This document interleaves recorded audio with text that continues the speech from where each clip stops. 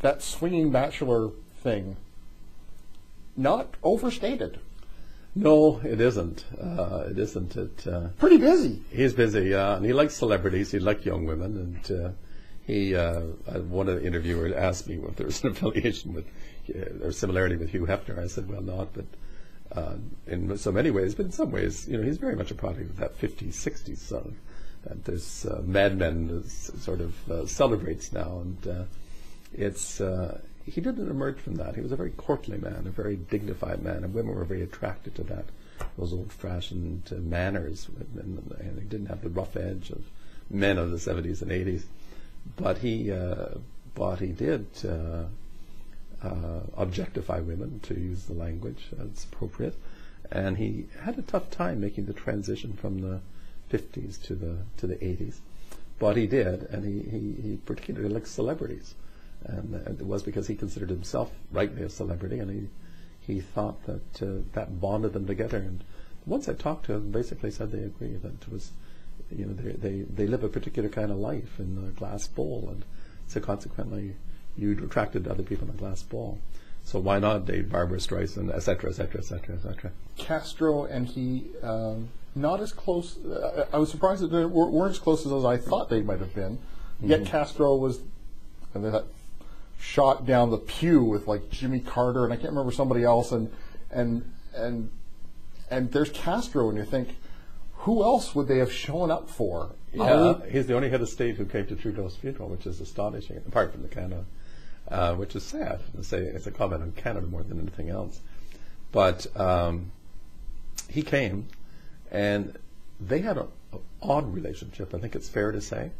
There's a bizarre interview in 1990 where Trudeau meets with Castro. I think it's in preparation for the memoirs or something.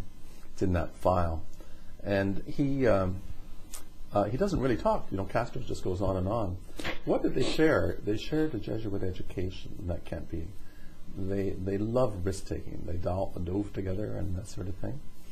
Thirdly, they're charismatic personalities, and both are intrigued by the others. Fourthly, they loved women. And Castro flirted with Margaret outrageously, as I mentioned, and Castro, we reading into the news more recently, it seems to be a collection of females, one after the other. And finally, I think that Trudeau had a kind of grudging admiration for Castro's standing up to the United States, the little nation standing up to the American bully. And he did admire that, and he did. It's wrong to say that he thought that the Cuban experiment was a success. He didn't, and obviously it wasn't a success; it was a disaster. And he didn't approve of the shooting of people, but he had this. He did admire the fact that there was a egalitarian quality to the society. He was an egalitarian, and he did admire Castro's personality.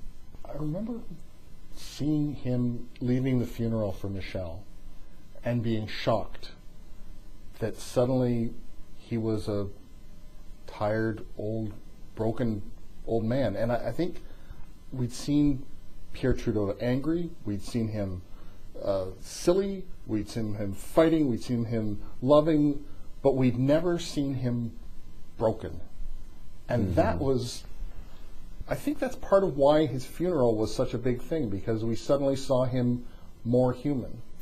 Well, Michael Adams, before Trudeau died, when the rumors were out that he was in bad shape, said Canada's not ready for the death of Pierre Trudeau, and I think that speaks to why the funeral was such a large event. He was such a massive presence in our national life. It was hard to imagine Canada without him.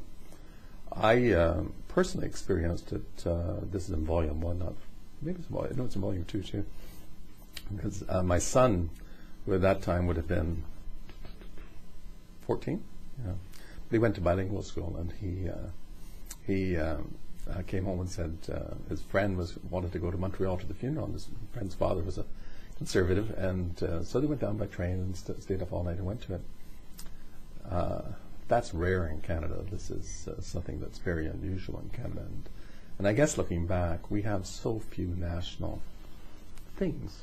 It's you watch the funeral of Diana, you watch an American event, and there's a sense a national presence and purpose. And here we are in Montreal and in the cathedral, and it's a meaningful national event, and it's because the man touched us, and he irritated him.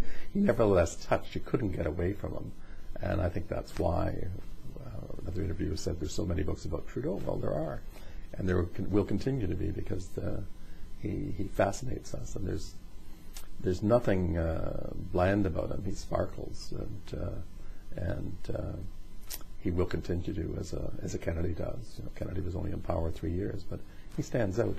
And we haven't had a charismatic prime minister since Laurier.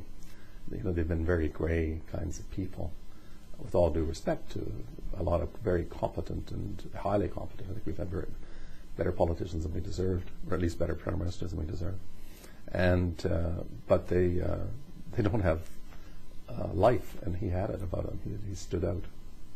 The book is Just Watch Me, The Life of Pierre Elliott Trudeau, 1968 to 2000, second volume of the biography by John English, and Just Watch Me is published by Knopf Canada.